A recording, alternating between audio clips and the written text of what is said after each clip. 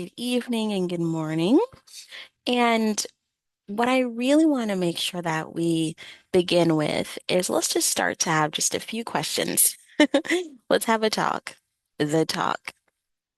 And it the first question that I want to ask everyone today is how many of you actually had someone sit you down and explain what a healthy relationship looks like, and not just the conversation about not having sex? How many of us have had those conversations? How many of us were taught what consent really means? And how many of us learned how to set healthy boundaries before someone crosses them? And here's another question. Where did you learn about sex? Was it from a parent, school, friend, social media, internet, books, movies, shows, or is it through experience? For many Black and Brown women, silence becomes our first sex educator. For many of us, either if we grow up hearing things about don't get pregnant, wait until marriage, good girls don't talk about sex, those messages often come from love and protection. But while we were told what not to do, many of us were never taught about our bodies, consent, healthy relationships, sexual transmitted infections, or emotional well-beings. Because, for example, Crooks, Barr, and Wildman of 2021, they explain to us that healthy sexuality includes not only emotional, relational, but psychological well-being, but it's not just about simply avoiding pregnancy and diseases. Because likewise to Unico emphasizes that the comprehensive sexual education not only equips young people with the knowledge, but also the life skill sets that is needed to have to make healthy decisions, especially when it comes to their bodies. Because as an MSW student candidate at Howard University, my goal as not only as an Afro-Caribbean woman, but also with Ghanaian heritage, but my goal is also to make sure that this passion, this level of understanding of how culture, faith, identity, and health intersects with each other. Because what we're also wanting to make sure is that mental health isn't lost. Because this is not just about a conversation about sex, education overall. It's a conversation about mental health and making sure that mental health begins long before someone enters a therapist's office. It begins with the messages we received about ourselves. And that's why silence doesn't protect women. Education does.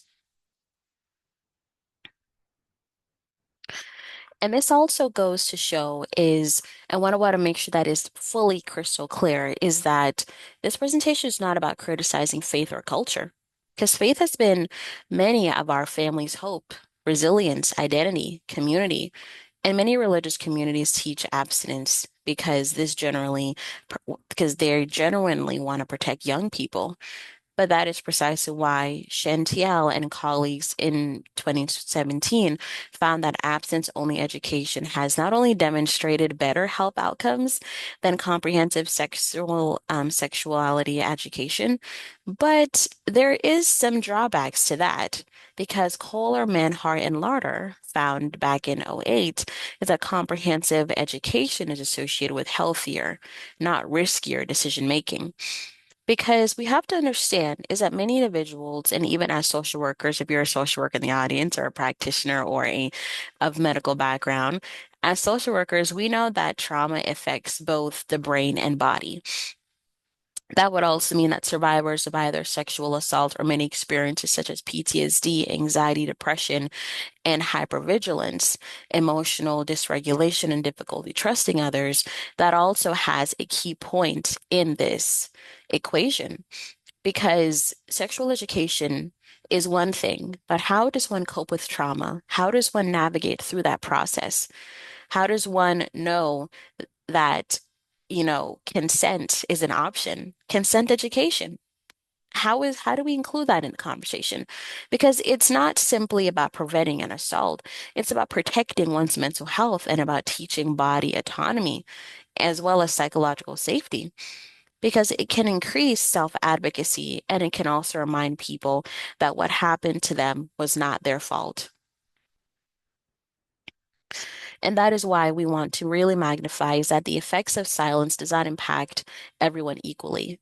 Black and brown women continue to experience significant health disparities. According to the CDC of 2025, Black women account for the approximately half of HIV diagnosis among women in the United States.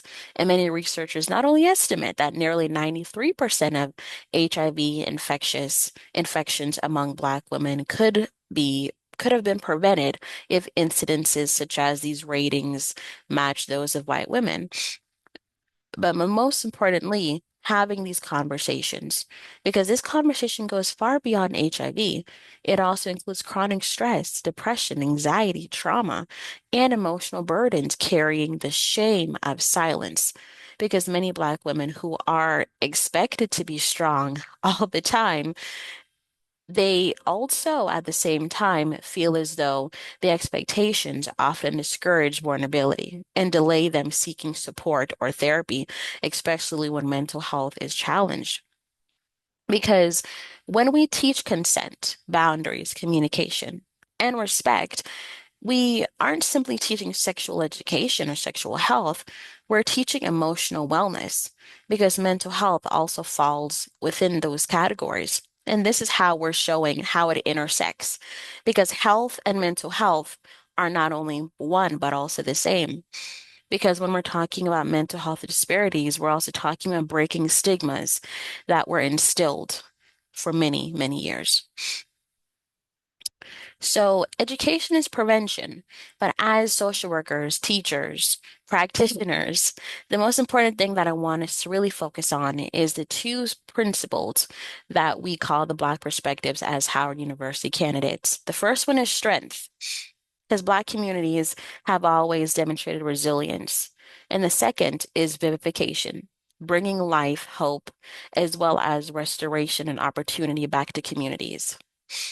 Because the most important thing, and I'll leave you with this, is that if silence has been our greatest teacher, what kind of mental and mentally healthier generation could we create if education becomes our greatest act of love? Because the greatest threat to healthy development isn't information, it's misinformation, it's shame, it's silence. So, the most important thing that I want you all to take from this is that if we truly want to protect our daughters, sisters, nieces, students, and future generations, then we must be willing to have the conversations many of us were never given the permission to have. Thank you all so much for your time. And it is my hope that you have this moment to reflect and pass it along.